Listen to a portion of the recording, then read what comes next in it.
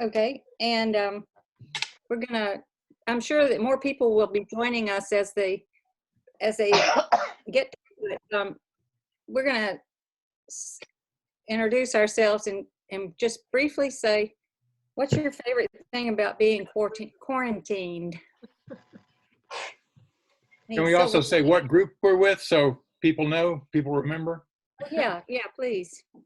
And tell us also if it's your first time to attend a meeting, if you will, if there's anybody here. Oh, Leslie. Okay. You probably need to call on people. You probably need to call on people, otherwise it'll be a little messy. Oh yeah, we can't go around the room very well, right? My name's Susie Ries, and with Monica Rainey, I'm the co-chair of the Affordable Housing Task Force. And I think my favorite thing about being quarantined is having so much time to garden. Monica? I'm Monica Rainey, and also a co-chair of the task force. I go to Clark Memorial United Methodist, and my favorite thing about being quarantined is my sophomore in college is doing virtual classes, so he gets to be home with me, or I get to have him with me during this time, which normally he would be on campus. So I'm grateful that I get more time with him. Where does he go to school? Austin P. Okay. Ray? I'm Ray Sells. I always say I have 2 or 3 churches I don't go to very regularly, including West End, New Covenant. I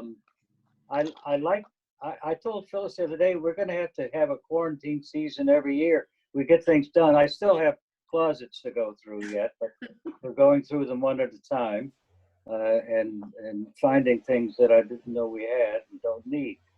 So, but it's gone well. We've gotten all of our yard work caught up. That's good. So it's been a pleasant experience otherwise. Great. Thank you. Leslie?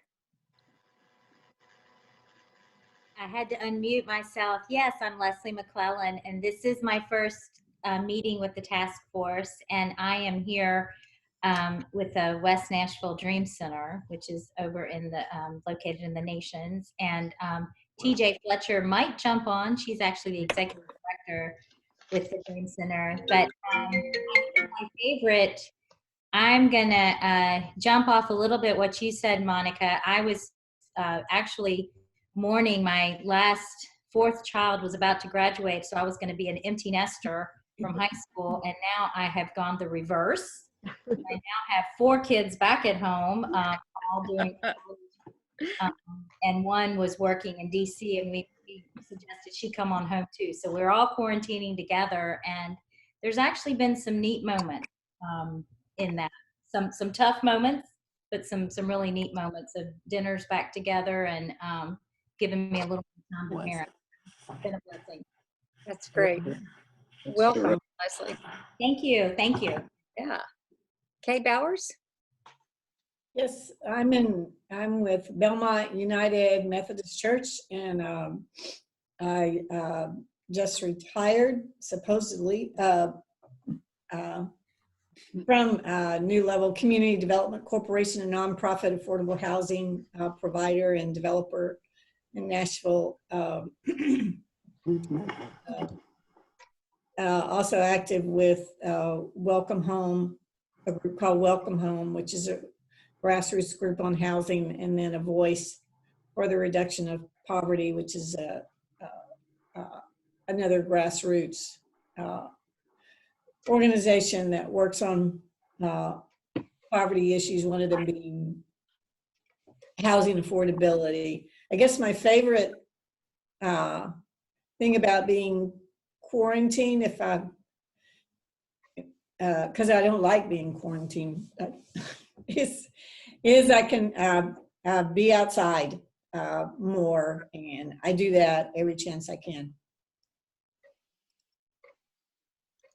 Thank you. Paulette? I'm Paulette Coleman. I am a member of Lee Chapel African Methodist Episcopal Church. I I don't necessarily like it, but I've adjusted, and I'm enjoying the time of reconnecting with people that, you know, you hadn't been in touch with in a while. Yeah. I'm also motivated by those who are, I'm not making much progress on deaccessioning and sorting and all like that. A little bit. I'm inching along, but you know, hey. And I want to start gardening. Nancy? Nancy? Yes, I'm Nancy Kolowick. I go to Greater Nashville Unitarian Universalist Congregation out in Bellevue. And I have to say my personal lifestyle has not changed all that much. Except that now I feel like I really ought to be getting more stuff done. My favorite thing is probably that I have been connecting more with my family. We've had a number of Zoom get-togethers, connecting people from Seattle and Nashville and Philadelphia and Paris and Wow. Norway all together at once. And it's really cool. That's great. You know, we're a pretty close family, but we don't manage to get together that often, as you can see, for good reasons. So it's been nice to have this little push and a way of connecting. It's fun. Good. Thanks. Carlene? Carlene Dowell from First Unitarian Universalist Church of Nashville. I've been retired from teaching for 12 years, and I've been helping school my grandchildren now, and that's it's been kind of interesting to get to know them in a different way, and to you know, to dig up some of my old tricks from teaching. And it's been kind of fun. I like it. What ages are they? They're 9 and 12. Oh, wow. You have to know stuff for those ages. That's part of the problem. Yeah. Yeah. Betty? Me? Uh-huh. Oh. You're Betty. Well, I love being home and not having to go out. Well, I love being outside and going for walks, but it's just nice to be a homebody and read and just enjoy my home, which was partially destroyed in the tornado, but we're waiting for it to come back together. I'm Ken. We're with Congregation Micah, and people have mentioned reconnecting with people from their past, and I was looking for a way to kill time, so I created a Facebook page for the first time. I started exploring Facebook, and I bumped into my best friend from college, who I haven't talked to in 48 years. Oh, wow. Great fun talking with him and filling in the last 48 years. That was really Oh, that's great. Jerry? Unmute. Sure. Right there. Okay. Jerry Park. I go to Belmont Methodist. And I'm a photographer and an author. And my current project, which is going to every state and photographing and writing stories about that, of course, has been put on hold. So I've been spending time at home, going back through both of my kids' old photographs and repairing them. Like, here's one I'm getting ready to work on. Oh my. My son and first wife. And anyway, it's been great fun. I finished the one for my daughter. She doesn't know it's coming. And it'll be there for her birthday next week. So now I'm going to start on my son. So I'm having a good time. Wow. It's a great surprise. Do you How take old are they orders? now? Just kidding. Just kidding. I'm sorry, Irene, what did you say? I was just saying, how old are those children now? Well, my daughter turns 50 on this birthday, and my son will be 53 in June. Wow. That will be a surprise. Yeah, I think it will be. Khaki? Did you say me? Khaki? Khaki. Jackie, okay. Oh, Hi, I'm Kaki. I go to New Covenant Christian Church, and I'm an introvert living in an extroverted world, so this has actually been quite a relief for not having to extrovert all the time. And I also don't like driving, and so not having to drive to different meetings has been a relief. good. Please don't pray for it to continue. No, I will not do that because I can't get the things done that I think are important to do, but just those things have been a nice relief. Maggie, you want to go?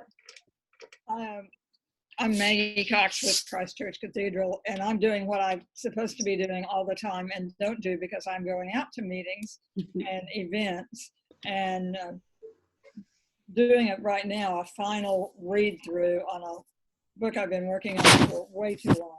Getting it to my readers.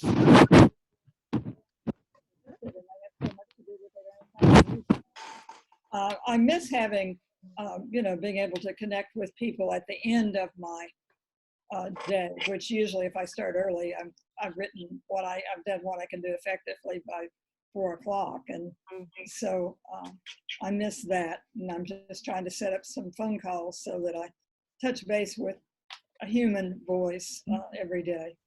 Yeah. But it's not as much it's more of an enforced writing retreat and one that I needed. Good luck with that. Continued. Irene? I'm Irene, and I'm with the Anawim Catholic community. And I've really enjoyed having some of this space, partly because, well, a fair amount has been done again, dealing with insurance people and then the contractors and trying to match estimates. And anyway, so a fair amount of time has been spent that way, just trying to understand all that.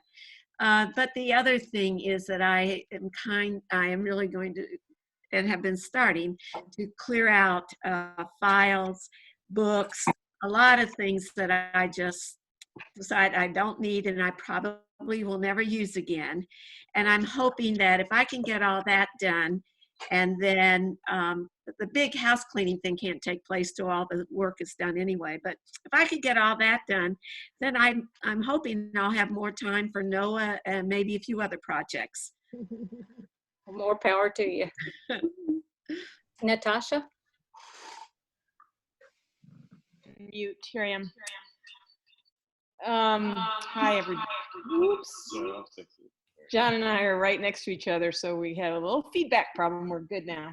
I'm Natasha. I came to know it initially through the Episcopal Church, and John and I later, after retiring, started something called the Dean Foundation. So we now come as the Dean Foundation, and I have enjoyed just simple companionship with my husband, even though we have also probably get on each other's nerves a little bit. I think the simple companionship is the dominant theme that I've really enjoyed. And I've enjoyed pulling out my mountain dulcimer, something I haven't been doing for years and years again, and trying new recipes. Great. John, it appears that you're not sitting next to Natasha, but I think that you are.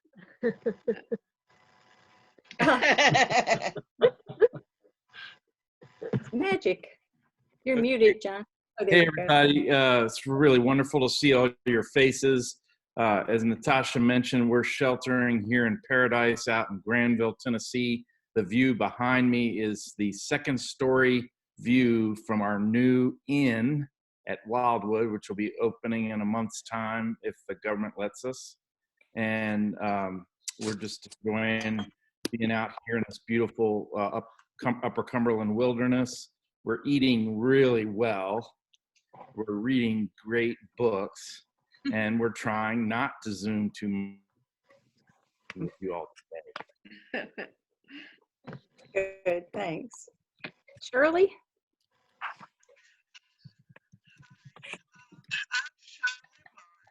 And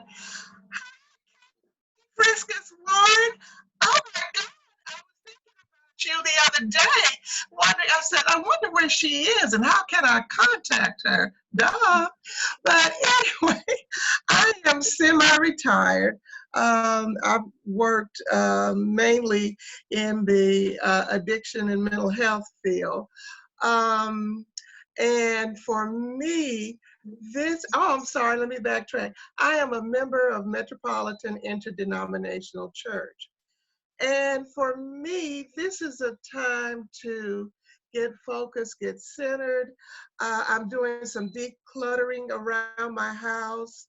And so it's been good. It really has been good for me. Great, thanks. Berkeley? I'm Berkeley Allen. I go to Second Presbyterian Church, and then also I'm on the Metro Council's Affordable Housing Committee. And I have enjoyed reconnecting with my neighborhood because we gather in our front yards every day and wave from the sidewalk at each other, and fun to reconnect with the folks that I raised my kids with. That's been great. Oh, good. Thanks. Ann? Hey, I'm Ann Gwynn.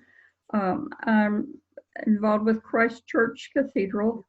And it's good to see you all. I haven't been to NOAA in a while before this, so it's good to see people again. I've really enjoyed this time. I'm surprised because I like to be out and about a lot, but I've been good. I'm doing the cleaning, sorting, getting rid of things. I'm cooking, and my health has improved. It's amazing. I'm walking 2 miles a day in my neighborhood at a distance from my neighbors and waving, you know, all of that. What else? Oh, I guess the thing I miss the most is my children and my grandchildren. We talk and text every day, and we've Zoomed several times, which has been interesting when we put them all together. And yesterday, my younger ones decided they had to come and visit because I hadn't seen them at all for weeks now. And so I said, well, you can come to the patio and I can sit inside the storm door and we can, you know, wave and yell. And my son said, oh, I don't think we better let them out of the car. It's better if we keep them contained. And he was right. So I took a folding chair and went out front and sat in the chair, and they stayed in the car, sort of. They were trying to get out, but they didn't. And we had a nice little visit, so it was good to see them. It'd be nice to get our hands on each other, but that'll come in time. Yeah, thanks. How about you, Grace? Unmute. You're muted, Grace. And the question is, how have I been adjusting to this period? What's your favorite thing about the quarantine, about being quarantined? My favorite thing? I have learned a whole lot about this technology. And one good thing that we happened to get together. A favorite thing that happened in the last month was that our family could get together, all of us that don't see each other except maybe once a year, to say hello. And I've had a little bit more time to cook when usually I have to rush it. Okay, what am I going to do today, and what's the quickest thing I can do? But I'm trying to use some of my new recipes that I don't usually have time to develop. And I'm doing reading. Good. So that's my favorite thing. Good. Thanks. And spending a little bit more time around my daughter, who who usually has somewhere to be every other day. Thank you. Jacob? Hey guys, my name is Jacob. I'm not with any organization, but just a proud Nashvilleian. I went to Nashville School of the Arts High School and just graduated from Tennessee State University a couple months ago. And yeah, I just care a lot about affordable housing. Thanks. Yeah, it's been really nice to catch up with old friends over the phone and read a lot. So yeah, that's what I've enjoyed about the quarantine. Great. Well, welcome. I see a square for Betty L. I'm not sure who that is. That was Betty Lickstein. You're on mute, Betty. You're still on mute. They introduce themselves. I'm with, I decided to sit next to Kenny, even though I registered in. Okay, good. Molly Williams? Hi, I'm Molly. I'm a member at Glendale Baptist Church, and I'm also a first-year divinity student at Vanderbilt. This is only my second Affordable Housing Task Force meeting, and I'm glad to be with you all virtually. I wish I could be in person. And during the quarantine, I've been enjoying getting to do some gardening and going for long walks and being in touch with family. Great. Well, welcome back. And Elizabeth? Hi, I'm Elizabeth Jesse, and I've been amazed at all that you all are doing, cleaning and everything. I haven't been doing that, but I have been sewing masks. I sewed about 26 masks for family and others in need, like at one of my son's group homes, and been gardening and doing the virtual coffee group that we're in, and book club and other family stuff on virtual. And also, like, Anne was doing like meeting like 6 foot or more apart and talking and stuff like that. And I don't know what else. So our reading and cooking, enjoying, and just learning to navigate how to order stuff online through what's that called? Anyway, the Instacart or whatever it's called. And ordering like 5 days ahead, so it would be, so I could pick up later, stuff like that. Takes a lot of energy. Yeah. Reverend Thompson, welcome. We're introducing ourselves and saying, what's your favorite thing about being quarantined? Well, one of the things I'm doing now is just catching up on a lot of reading. And I still get a chance to go out and maybe do 3 or 4 miles outside. Can't go to in the rec centers or go to the Y. And that's basically what I've been doing. You go to a Y?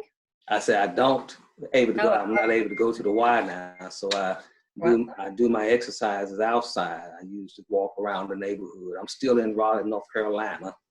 Oh, wow. Oh, you are? Well, welcome. Glad you're here. And Jim Zaralik, are you here? He's on one of those phone calls there. He just called me a while ago. Okay. Well, Mike, I think you're the last one we haven't heard from, the only one we haven't heard from. All right, well, I see an additional phone number there too, but I'm Mike Hodge. I'm the organizing director for NOAA. I go to Edge Hill United Methodist. And since I work for NOAA, I've been working from home, and the commute is a lot less. The other thing is I kind of like being able to turn around and pick up my guitar when I get tired of staring at the screen too long. That's great. All right. Well, it's great to see you all. So much for being here. Oh, there you are, Jim. Are you ready to introduce yourself? You're muted. Just a minute, Jim, we can't hear you. Okay. I unmuted him. Okay. Okay. Everyone's talking about being cooped up. Is that correct? We're saying what our favorite thing is about being quarantined. Oh, being waited on by my son and his wife. They won't let me go shopping. They won't let me get the mail, but I can still walk the dog. My favorite thing is being spoiled. Well, good. Good for the dog. Yeah, I think the We have dog. somebody else. We have somebody else on the phone here. It's 615-957-3119. Who are you? Donald Trump, I think. Oh, you're unmuted, whoever you are. Okay, now you're muted again. That's all right. Okay. That 3119 is Billy Irving of Greater Bethlehem Church. Do you hear me? Yes, yes. Good to hear from you, Billy. Okay. Billy Irving. Good to be on the line now, because I have not been able to attend though in quite some time. But the good thing I've enjoyed is the getting the much needed rest I didn't know that I really needed. I can't believe I was needing as much rest as I've been able to get. But you know, I moved to Mount Juliet, getting into a senior community, not realizing that this part of Mount Juliet was Wilson County. So I moved myself out of Davidson County unintentional. And so I'm not a resident of Wilson County, but I still belong to Greater Bethlehem Church there at Crest Avenue South and South Street. And it's been good to be able to telephone contact with all of those I don't get to see every week. And either on Sunday or Thursday or Wednesday, whenever we will be having things. But it's good to hear your voice, Mike, and all the others on the line. Welcome, Billy. So glad you're here. Thank you. Mike, is there anybody else we need to? Martha. Yeah, Martha just came. Oh, Martha. Okay. Okay. Martha? Martha, who are you? I'm good. Sorry, I'm a little late, but that's okay. We're glad you're here. Yeah, thank we were just going around introducing ourselves, saying where we're from and what our favorite thing is about being quarantined. Oh my gosh. Yeah, I'm Martha Carroll. I'm in East Nashville. I'm part of Eastwood Christian Church, and I, you know, in spite of all the horrible things going on, I'm just rediscovering how much I like being at home, piddling around, doing my own stuff. I'm getting too used to it. Were you affected by the tornado, Martha? No, that was south of us, and my family that's a little bit closer to that area was not hit either. So my daughter and her family, so we were all right. Great. Is that everybody? Has anybody not introduced themselves? Okay. Well, we have an agenda, and you haven't seen it, probably most of you, because we just finished hammering it out right before the meeting. But so much has happened since we last met. You all may remember that we canceled the meeting that was supposed to happen on March 15th, because that was the time when everybody was starting to shelter in place, and we realized it was wise to not congregate together. So that, of course, was 12 days after the tornado, and we all know what's happened since then. But what's happened in Nashville has been a lot of things, and it's been hard to get a reading on actually everything that's been going on, because there's been so much. And but Mike has done an excellent job, I think, of writing down all that we can figure out that's happening, and he sent that out this morning. It was 3 different documents, and it's a whole lot of information, and I don't know if you've had a chance to look at it yet, but our agenda is based on most of those items. And the topics that we're going to cover are the budget crisis, the property tax assistance for low-income seniors, tornado recovery, how that's going, the census update, and the IVE. program, and the governor's letter. Yeah, the IVE program and the governor's letter. So Kay Bowers is going to start us off by talking about the budget crisis. Okay, Mike, if you'll put up the document. Right. Can everybody see that okay? Yeah. Mm-hmm. Yes. Yes. So I'm just going to talk kind of at the high 30,000 foot level about where things are with Metro's crisis and the impact of loss, particularly of the sales tax revenue, which Mayor Cooper and Mr. Crumbo are saying somewhere between 250, maybe a little, and 300,000 this year.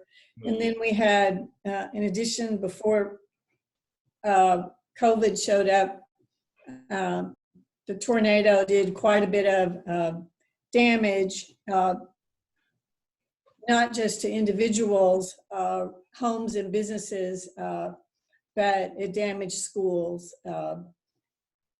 So there's schools that need to be repaired, insurance that needs to be dealt with, FEMA that needs to be dealt with to help with that. There's a lot of moving pieces to put in place. We know, we expect that the property tax rate will go up to try to fill what is now a very large shortfall. The CARES Act, as it's known, which was passed at the federal level, they've passed two. The latest one, we know that we expect somewhere around $100 to $120 million will come to Metro government. But right now, as we understand, there are pretty tight restrictions on how the funds can be used, and they have to be COVID related. And so there's some push going on from legislators in Washington to get the government to be more flexible in how those funds could be used. Supposedly they can't be used to fill revenue gaps, but we know most cities around the country, municipalities, are having revenue gaps. Also, under that act, community development block grant monies were set aside, and that program is administered by MDHA on behalf of Metro. So they've, I think they've voted for up to $5 billion. So the first round has been allocated, and we know that $3,125,875 has been allocated. I pressed in a commissioner meeting with MDHA last week for people to provide answers on how that money is going to be used in Nashville. And the only answer is right now that they're in discussions, and then the Metro Council has to vote on that. But HUD has lessened the requirements around the use of those monies so it can be used more flexibly. And we know that it can be used for rent relief for individuals for up to 3 months. So there's more to come, but there's more conversations to be had with MDHA and council members probably. And then we know that the end of the month, end of April, as we understand, a budget will be presented, although I'm told there may be 3 budgets for different scenarios. We also know that since the tornado, we have more people that are dealing with housing challenges. And so we hope that people will engage their council members and push them to push for programs that work for people that are being hurt the most. And that's usually the case, as history shows us, is that those that are at the lower socioeconomic levels and those in poverty and home, those are the groups that are hurt the most in our population. And COVID has exposed that. So there'll be a need to push for more emphasis on those programs. I'm not going to go into any more detail. I'll let the document speak for itself. Carlene's the timekeeper, so if people have questions, I'm happy to try to answer them in the time that we have left. Anybody have any questions for Kay? There's one in the chat. Oh, okay. Do we have any idea of when those CARE funds and or community development block grant funds will actually become available? Not at this point. I know the community development block grant funds, they have been allocated, but they won't be received until action is taken by council, is my understanding. So council has to, I know Berkeley's on this call, but the executive director of MDHA said, you know, council has to vote on whatever is going to happen. And I know they've made some changes so that you don't have to jump through all the hoops like you normally would. So hopefully that'll be very soon. On the CARE Act funds, as far as knowledge of when they might be available, I've not seen any information specifically from either Crumbo or Mayor Cooper or anybody from the administration about when that will be. I don't know. Berkeley, do you have any idea about that? I mean, the council, as far as MDHA funding, would have to vote on that through a resolution. So possibly there's a late filed resolution this Tuesday. I mean, I haven't seen anything on our regular agenda. And then in that case, it would be another 2 weeks before we would have an opportunity to vote on it. As far as the CARES Act, I don't know anything about timing on that. Okay, thank you. Also on the CDBG funds, a statement was made that the administration and people from MDHA, I think Matt Wiltshire and Christine Lalonde, who works for both entities now, are supposedly in conversations with others on the CDBG funds, but I don't have any specifics. They weren't able to give any specifics. So hopefully, you know, that'll get hammered out and we'll know something soon. Your time is up. Thank you, Kay. Thank you, Carlene. And I just wanted to let you know I've been texting privately to the person who's you know, in charge of each agenda item to let them know about their time. And we're about 15 minutes over because of the long check-in. Okay. I'd like to ask everybody if it's okay if we make our meeting an hour and 15 minutes instead of 1 hour long.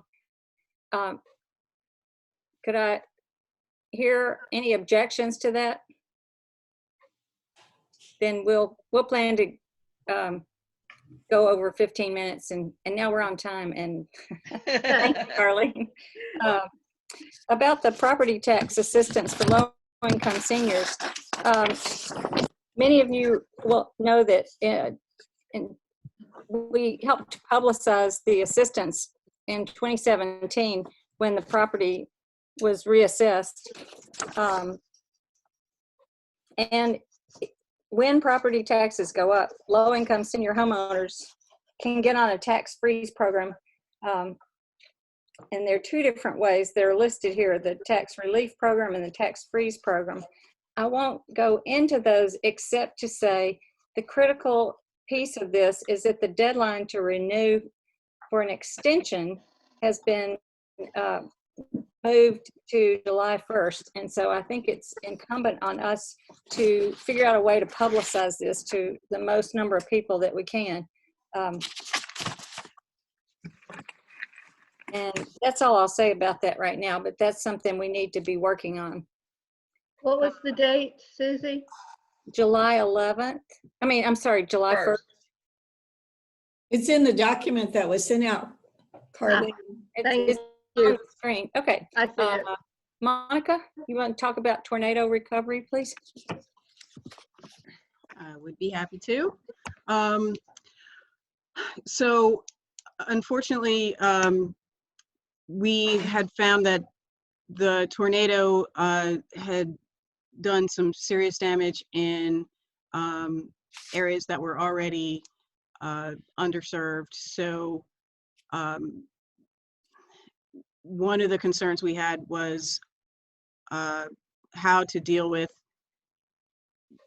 getting information to those residents to so that they would know how to get help, and also what can be done to provide additional assistance to those to the areas affected.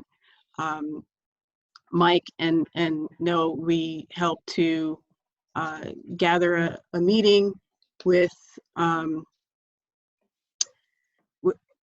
oh, did I skip too far? With the Urban League, and we tried to get a group together to try to figure out, to try to coordinate what work was being done and what resources were available. So we did have that meeting with the Urban League, and thanks to Mike for kind of kicking that off. And we also wanted to have other kind of publicize the groups that are doing work in North Nashville, where there's so much need. So as you can see, there's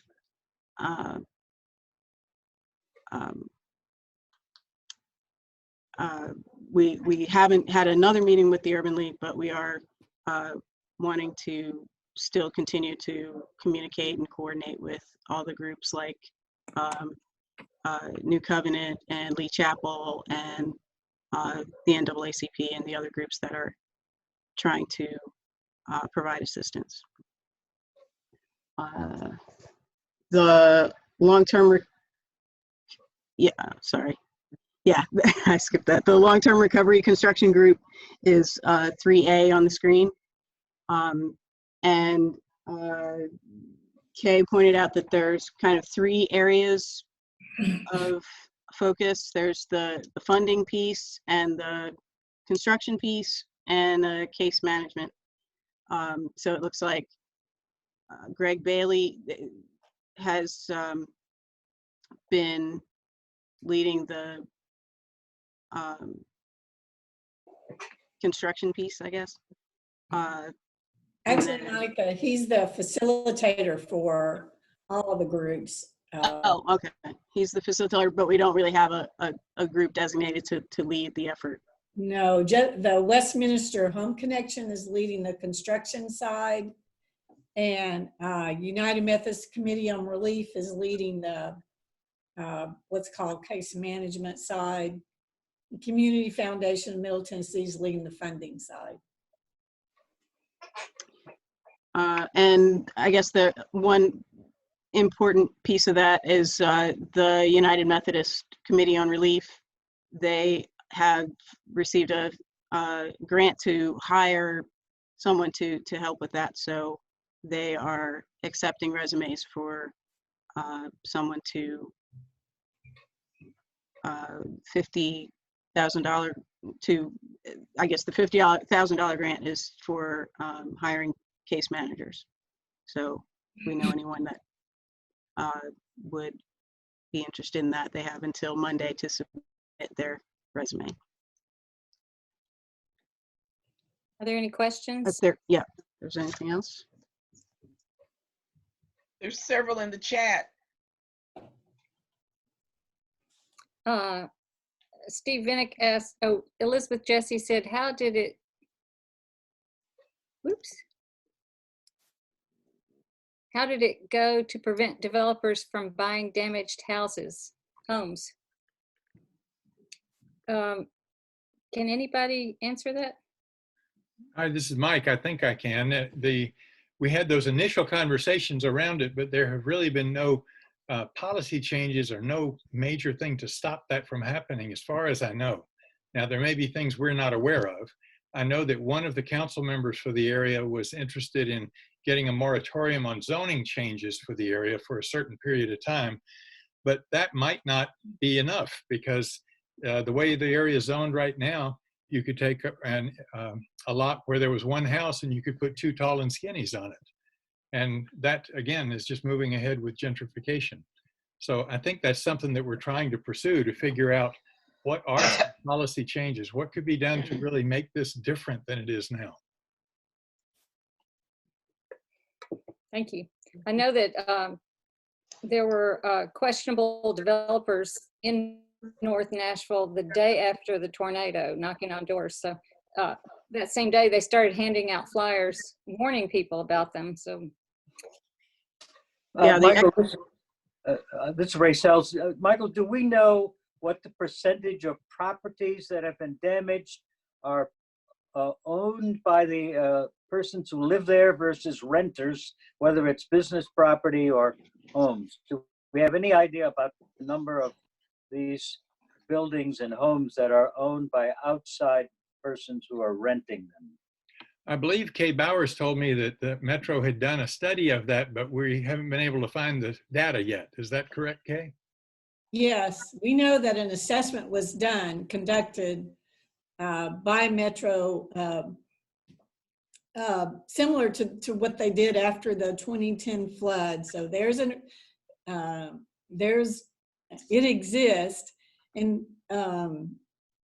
I know that the analysis included kind of 3 buckets that they assigned a home to, depending on damage. But I would assume, but I do not know for sure, if one of the data points is, whether it's owned by the individual that lives there, or it's a tenant that lived there and it's owned by somebody else. That's something that needs to be, we think the public should have access to that report, and maybe Council Lady Allen has seen it or could make sure that the public and we can see that, so that we kind of know, and groups that can help can have a better idea of how to funnel all of that. I know that Westminster Home Connection, as I understand, in the beginning, their conduit for data was going to be from FEMA. So people had to have gone through FEMA before Westminster would work with them. But now I think there's also going to be data sharing from other entities like New Covenant Church and others, to try to make sure that renters, which is what many of us are concerned about because there's so many over there, get some of the help that's needed and that's possible through some of these particular funding streams. all right, we need to move on. I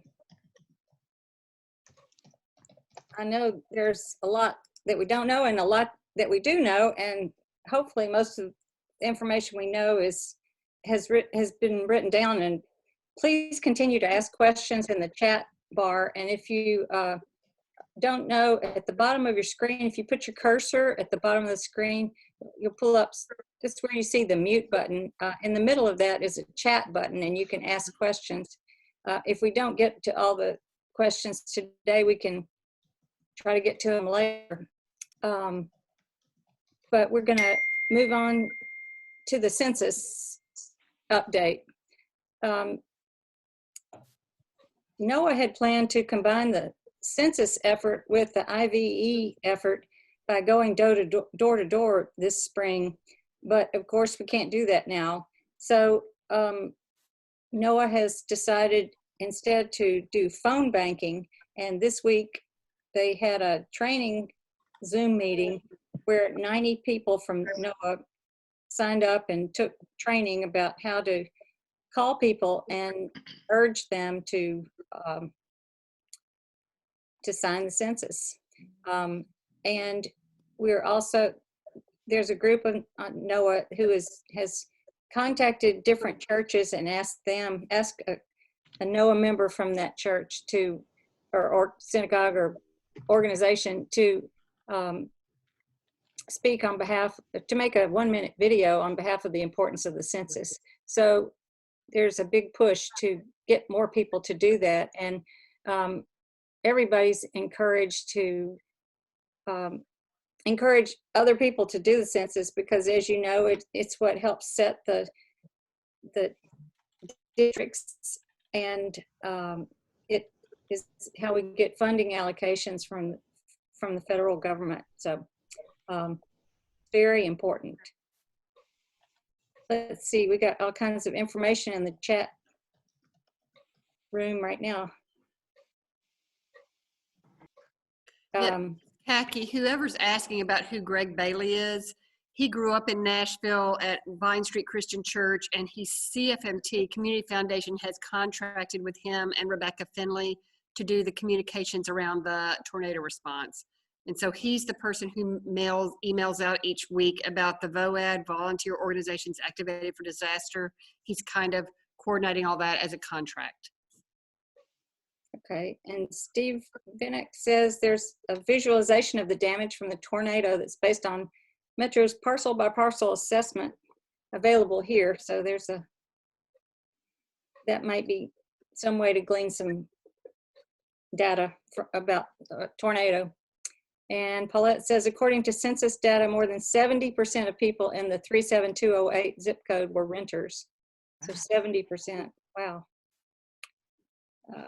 And Becky says at NCC, we estimate that 80% around our church are renters. We did get a grant from CF Community Foundation of Middle Tennessee for direct financial assistance. Census is probably better data than our self-report. That's about Greg Bailey. And here's a question: does the HTF have a role to educate public and to advocate for prevention of developers buying properties? We definitely have a role to educate the public, and I'm not exactly sure about the extent of our advocacy. Paulette says the two critical needs that I observed that were confirmed by calls to the United Way are cash assistance and emergency housing.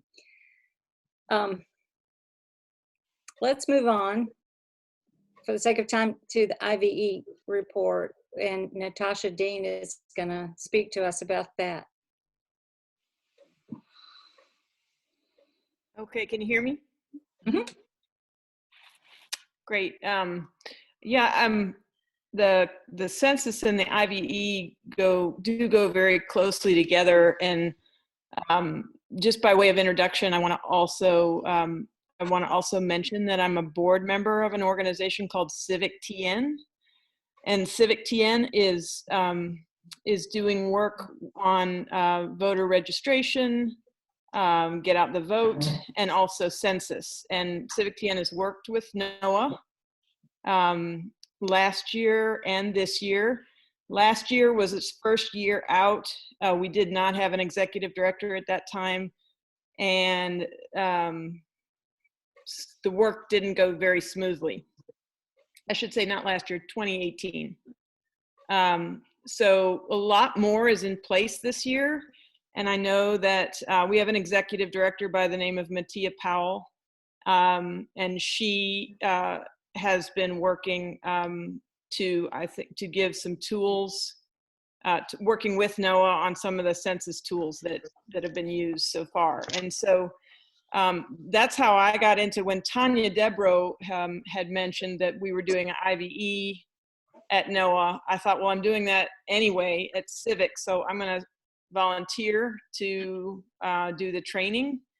And so I've been doing those IVE trainings with Tanya and folks from Micah and Caleb and other Gamaliel organizations across the country. There were 3 webinars that we did, and essentially the 3 things that we talk about. The thing about IVE is, unlike the census, which is really just about counting, but it is about one-on-one interactions, which NOAA is famous for, and Gamaliel is famous for. IVE focuses more on a particular issue. So we have one IVE representative from each task force. I'm the one from affordable housing. Somebody else is for education. Somebody else is for equity and wages. Mike, I don't know if you know who those people are. I do not. You're muted, Mike. Oh, sorry. I don't know. Mike, not there. I don't know who those people are right now. I unmuted. Can you hear me? Mhm. Mike was. So pop in, if anybody knows those names and you want to pop in a chat or anything, feel free to do so. In any case, it was set up so that there would be an IVE volunteer for each task force. And so what we do when we do the training is we take the Gamaliel training and we focus it to our particular issues. So I've written up a little thing, and I think Mike distributed it about, defining the issue about affordable housing and being rent burdened. And, there's a lot of really good data on that for the state of Tennessee. And as we've talked about, NOAA's come up with a number of initiatives such as inclusionary zoning, local hire amendments, things that our state legislature has not allowed us to do. And so what we're learning is that our laser focus on our local Metro Nashville government is not really sufficient to achieve some of our goals. At some level, we have to get the attention of our state legislature. So the idea here with IVE is you start with power mapping. And so essentially what that means is you find out across the state who are the deciders on things that have to do with affordable housing. It's even better if you take a very specific issue like inclusionary zoning or tax relief for seniors. Get very specific and find out who the deciders are, and map whether or not they are allies or adversaries of the issue. And you can do that with a number of different organizations as well.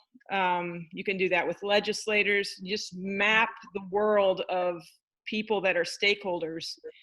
And the second thing is to start to do what they call a funnel. They were calling it a tornado, but we're not calling it a tornado because that's too awful right now. We're calling it a funnel.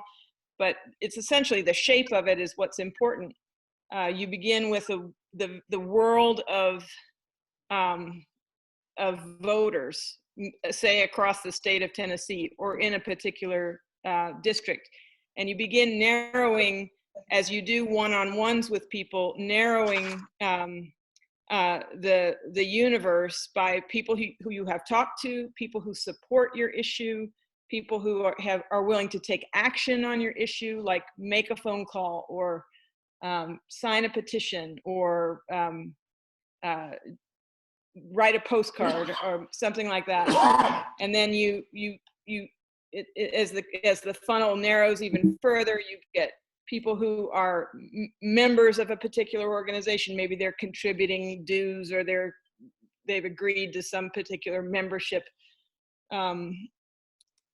membership in the affordable housing task force, say, and then it gets further into leadership. So it's a funnel. And part of that that I'm very familiar with from my work at Civic TN is the business of understanding different districts and races, electoral races, what the win number is, and so how many people do you have to reach in order to get closer to winning a particular district. Mm-hmm. And so if you marry that with the power mapping, you can begin to see how you can start to elect deciders who are advocates for your issue in particular districts. If you can get the win number by getting out and registering enough unregistered voters who are supporters and getting them to show up, encouraging them to get out and show up to vote. So, okay, that's it. Thank you so much, Natasha. You're muted. Oh, Wait, Okay. there's one other important thing, if I may. I'll be quick. Okay. Last week in the Tennessean, there was a letter, and I think we're going to talk about this some more, but there was a letter that illustrates how this works. It's a letter from Stand Up Nashville and 15 other organizations, among them the Equity Alliance, which is an important member of Civic TN, asking the governor for relief from some of these overbearing state laws that don't allow us in localities. That's actually the next thing on our agenda. Susie, you're muted. Okay. That's the next thing on our agenda. Okay, I'll stop. Okay, thank you. Mike? Yes. If you look at this number 4, and again, you all were emailed this morning, but I wanted to be able to put it on the screen so it's easier to see. We've experienced over the last number of years that the state legislature continues to overrule us or preempt us on specific things. We mentioned the inclusionary zoning, which is something we helped get Metro Council to adopt that would have helped in terms of developing more affordable housing. Same thing happened with local hire. We worked with other groups to get an amendment to our city charter that said a certain percentage of people hired on a public job here in Nashville, something building for the city itself, ought to be local people instead of just all outside people. The state overruled that. And there have been a lot of other things too. So in the midst of all this crisis, the emergency about the coronavirus and everything, some of the folks with Stand Up Nashville and Central Labor Council and others had an idea. And that was they put together this open letter to Governor Lee asking him to use his emergency powers to issue executive orders that would relax certain laws. Because that way our cities could be more flexible in the way Nashville responds to our crisis, for example. Nashville could determine how Nashville responds. And some of those laws we'd like for him to relax are the things we just mentioned, the things that have been preempted, like the inclusionary zoning and so on. So here's some of the changes that are mentioned in the letter. Allowing local governments to make sure all employees in their county have paid sick time, so they don't have to choose between public health and paying their bills. Another change would be to allow local governments to expand their property tax freeze program. The program we just mentioned a while ago that right now is for low-income seniors and disabled people. We could, for example, expand that or raise the income level so it covers more people. We could even make it so it's not just for seniors. Maybe it's for everyone that's under a certain income level. The third thing there is to ensure immigrant communities feel safe in interacting with health departments and other government agencies. Then allow local governments to prioritize creating employment for local people. Just what I mentioned a while ago about local hire. Allow local governments to ensure that businesses they contract with are providing good wages that boost the local economy, instead of just having government contract with the absolute lowest bidder, who often is the lowest quality sometimes. Then the last one there is to allow local governments to make necessary laws to ensure that housing remains affordable and to incentivize new affordable housing. And this is not the whole letter, but if you want to read the whole letter, you can go to that web address that's there. So NOAA's Economic Equity Task Force had endorsed it and signed on to it. And then last week, NOAA itself at our board meeting decided that we wanted to be a signatory on it. So they're now up, I think, to 28 different groups from different parts of the state, including MICA, our sister organization in Memphis, and Caleb, our sister organization in Chattanooga. If you are, as individuals, if you want to sign the letter, you can. If your congregation or other group that you're affiliated with wants to sign the letter, there's the a short web address to be able to get to it. And you as an individual can sign a sample email to the governor by going to this other address there. So part of what many of the groups that are involved in this, part of what many of them are doing is asking all of their members to send an email to the governor saying that we think this is a good thing to allow local folks to make decisions about their own situation. Now, I think I should probably stop there and see if there are any questions. How active are Caleb and Micah with the concerns that, that we have in terms of the state issues? And also, I was thinking about Caleb, and interesting to see what they're doing about the tornado that happened in Chattanooga. I've talked to some of the folks a little bit about the tornado there, and I don't really know their response. I just was making some of our people that we have relationship with to make sure they're okay.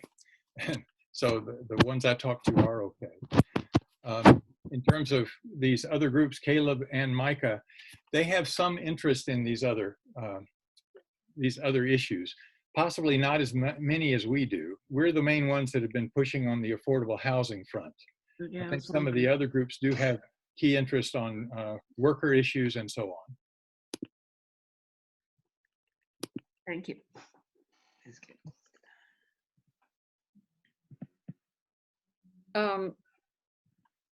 I've got it. To go back, excuse me. Can you mute?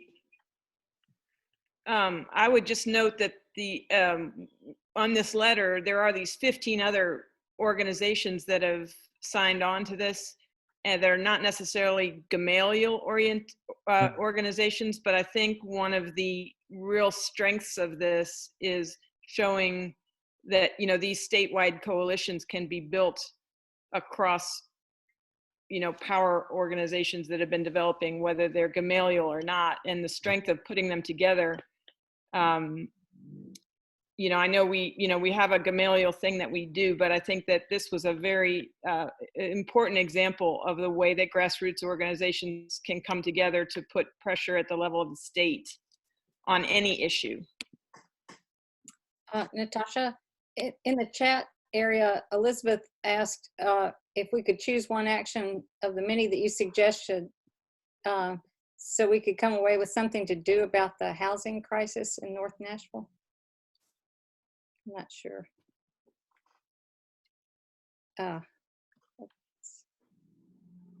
Actually, I'm confused by that. I was just saying that Natasha had, you had a lot of suggestions of how people could be empowered to do some things. And I'm wondering if we had a choice of something we could do today before, some direction before we leave today, of maybe one simple thing, so not to be overwhelmed, and then what's possible within the coronavirus precautions. What would you suggest, Natasha? Well, it's hard to leave it to one thing, but I would say sign the letter. Any individual can sign the letter. Another thing would be share the letter with people and get up and ask them to sign. And a third thing is, if you would like to help with this kind of work in the IVE realm, let me know. We're going to do a call, I believe this coming week, to discuss different roles that people can take in helping to build this kind of coordinated effort on issues that apply to the state. Thank you. I might say one other thing just real quickly, and that is that this coalition that is pushing this letter to Governor Lee had asked if we could help organize a clergy press conference. And I've contacted Micah and Caleb, and of course our own folks here with NOAA. And we have a minister from each organization that we're trying to line up for a press conference, probably Thursday at 11. And what I was thinking about doing is inviting the press to this on Zoom, and then sending out a note to all of you and other people too that would like to be on the Zoom call. And I think the purpose of this is partly just to speak to this from a position of faith. Governor Lee has been very clear he's a person of faith. Well, we want to be able to speak to him on that level as well. Thank you. That ends our agenda. I would like to tell you about 2 dates coming up this week. One is tomorrow night. It's a virtual town hall meeting on tornado recovery by East Side Tornado Recovery Group, which is a coalition of East Nashville neighborhood and community leaders. we'll email everybody a link that you can attend this if you'd like to. It'll be a Facebook Live meeting, and it'll be hosted on Neighbor to Neighbor's Facebook page. Again, we'll send you that link. And then this Thursday will be the second meeting of the Metro Council Special Committee on Tornado Recovery. And that's at 1 o'clock. So, Mike, will you do our meeting wrap up? Sure. Did you had talked about some specific things we were going to ask people if we wanted to do. Did you want to skip that, or? Well, we can handle it however you'd like. I'd be glad to do the evaluation. I think that the three things that we want to push for are sending the letter to the governor ourselves, sharing it as Natasha suggested, and Mike's working on getting other organizations, other cleric organizations involved. We think that early in May, we will ask everybody in the Affordable Housing Task Force to email their council members and ask them how they're thinking, how they're feeling about the budget, and then we'll share how we're feeling about the budget once we know more about it. And then another effort that we need to work on is how to communicate the extension of the property tax-free programs. So that's all I have. Mike? Okay. Well, as everybody knows, we always evaluate our meetings, and the first piece of evaluation is one feeling word. How are you feeling as you leave this meeting? And I'm going to pick on some people because I can see you there with your names. How about Paulette Coleman? How are you feeling, Paulette? Good, fine. Well, at one level, one word, I can't think of one word. Make it hyphenated, it's okay. Okay. Lots to do. Lot to do, that's good. All right, Reverend Thompson. I feel, well, I'm kind of anxious. I would say anxious at this time. Okay, can you say just a little more about the anxiety? Because of so much work to do. Okay, very good. Shirley Marks.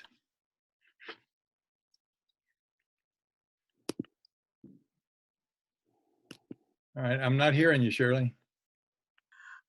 For me, feeling overwhelmed. A little overwhelmed? Okay. Let's pick on somebody new. Jacob, how are you feeling at this moment? I'm feeling energized. Okay, that's a good thing. How about Leslie McClellan? You're another new person. How are you feeling about this meeting? I think you're muted, Leslie. I was, and everything profound I said, it was muted, so you missed it all. But no, no, I feel. I think it is overwhelming, but I also feel very excited. Just listening to all the voices on this call alone, and knowing how many people have such a heart for this issue, I do feel energized. Great, great. Thanks. Okay, Billy Irving, are you still there? How are you feeling? Yes, I'm still here. All right. You hear me? Yeah. I just kind of feel misplaced. I don't know whether I should, being my Wilson County resident and working on that Davidson County issues, am I out of place or not? Okay. I would personally say you're not out of place. I know where your heart is. I've known you for a long time, so I know where your heart is. Right. Okay, the second thing in our evaluation is performance. Now, this was the first our task force had tried this kind of a Zoom call. We had 31 people on it. And how did this work for you? And let me just pick a couple of people to ask. Jerry, how do you think this went? Fair. Okay, fair. Irene? Overall, I felt good about it. To have this many people zooming in was really good. And you know, again, it's always for me the tension between using our time productively and well and actually hearing from other people. I just miss some of the interaction. Okay, good. Grace Brady, how do you think this meeting went? Do you have any suggestions? Grace? I don't think she's still here. No, I see her, but I can't. She's muted. Oh, yeah. Okay, I think you're muted, Grace. Oh, I agree. It seems overwhelming, but because we can contact people by email and that kind of thing, I think we can build a force for that. But I think that we also have people who can take part in each one of these without having to feel like they have to take part in every piece of it. Okay, good. The third thing that we look for in an evaluation is tension. And we want some tension, so we act differently afterwards than we did before. And if there's negative tension, it'd be nice to have it put on the table now too. So I'll just ask in general, who felt some tension in this meeting?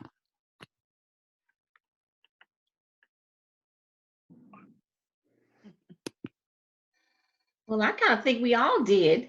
It's tension in what our assignments will be, what we will assign ourselves to, and tension in trying to make sure that we accomplish the goal we set. Okay. As several people said, we've laid out a lot of different things here. We want to make sure that we can work it down to some achievable tasks. There's always a tension.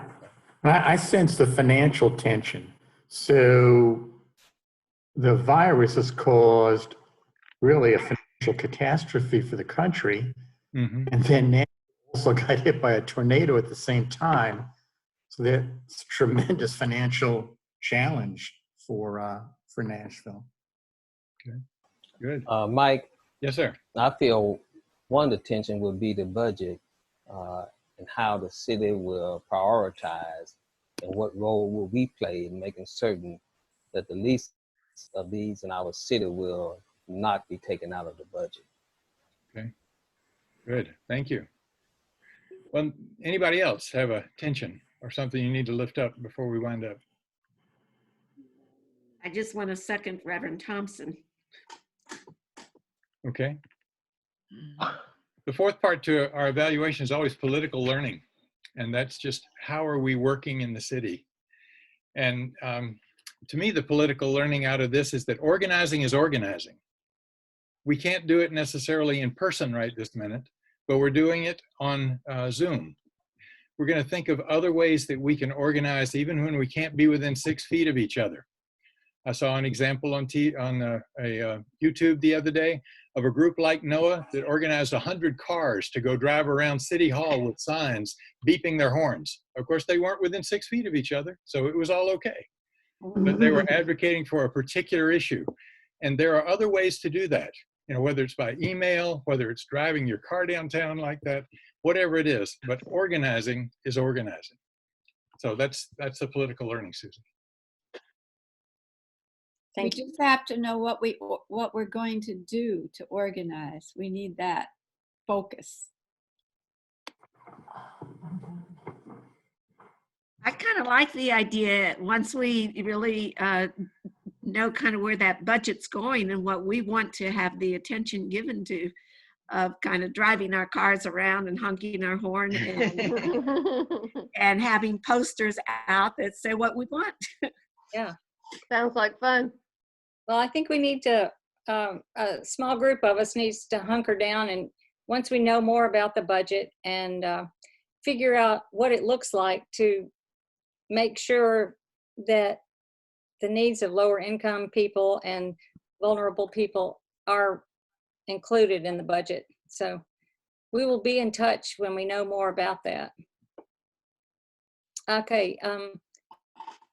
Well, I'd like to close our meeting now, and would somebody be willing to say a prayer to close us out? Sure, I'll Kenny, do it. are you offering?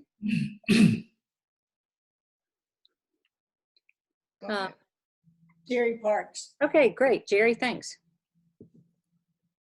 Lord, we are your children.